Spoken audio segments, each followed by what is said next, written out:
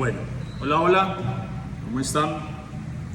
Nuevamente por acá pues subiéndoles algo de contenido para poder que tengan un poco más claro toda esa teoría que recibieron en algún momento de una formación, o para las personas que ya son mecánicos y quieren pues reforzar y aclarar un poco más sus conceptos, ¿sí? En un video anterior habíamos hablado de que les íbamos a explicar o les íbamos a dar la inducción o la información de cómo se debe realizar una sincronización de una motocicleta o una puesta a punto de una motocicleta. En este caso estamos hablando de una Honda, ¿sí? Una Honda Way C110, ¿sí? Pero antes de eso quisiéramos como darles la información de qué función cumple un sistema de alimentación en una motocicleta de combustión interna, ¿sí?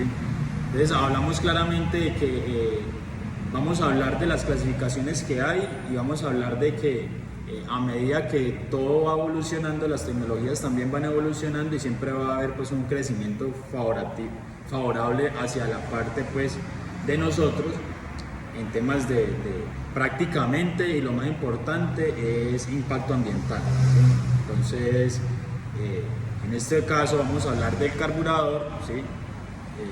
Y vamos a primero dar una información de qué son los sistemas de alimentación para que tengamos un poco claro el concepto, y después de eso sí podamos irnos a intervenirlo, a desarmarlo, a ver cuáles son los componentes que tiene, cuáles son los elementos de desgaste, qué diagnóstico le podemos hacer y cuál es la puesta a punto que le podemos dar a un carburador, ¿sí?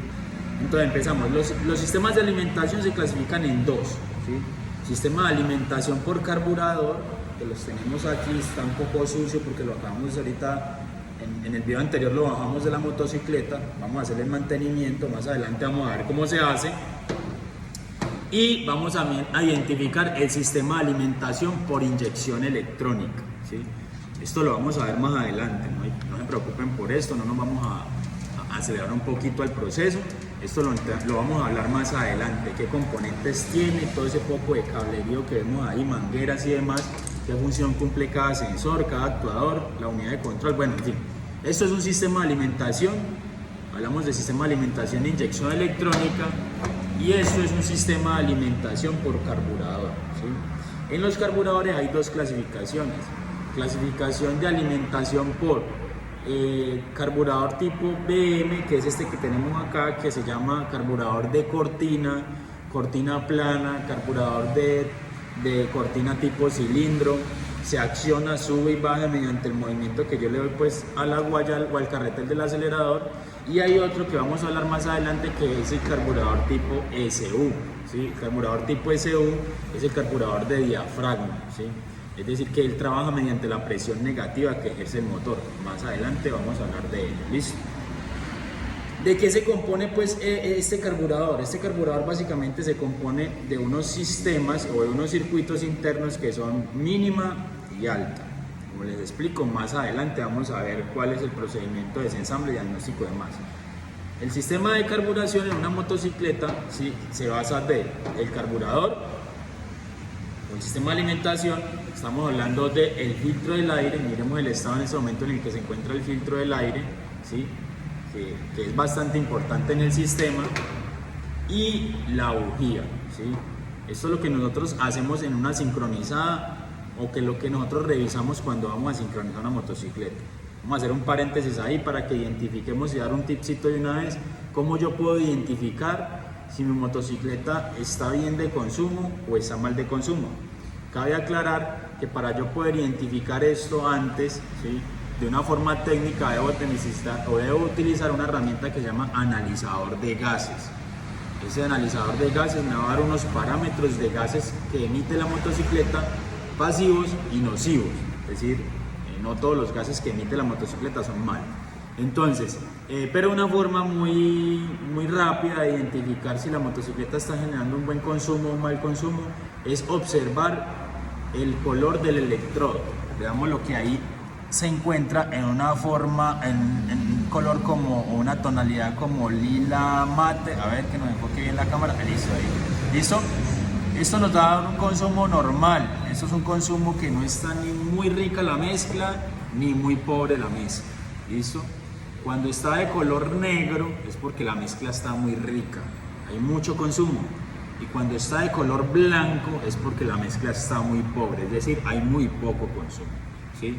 Hay que tener en cuenta que un vehículo necesita ni una mezcla muy rica, ni una mezcla muy pobre, sino una mezcla ideal. ¿Listo? Entonces vamos a hablar de la mezcla ideal. Resulta que el fabricante dice que para que una motocicleta genere una combustión completa, es decir, que todo el combustible que entra a la cámara de combustión sea quemada completamente, necesita trabajar con algo que llama la regla estequiométrica, ¿sí?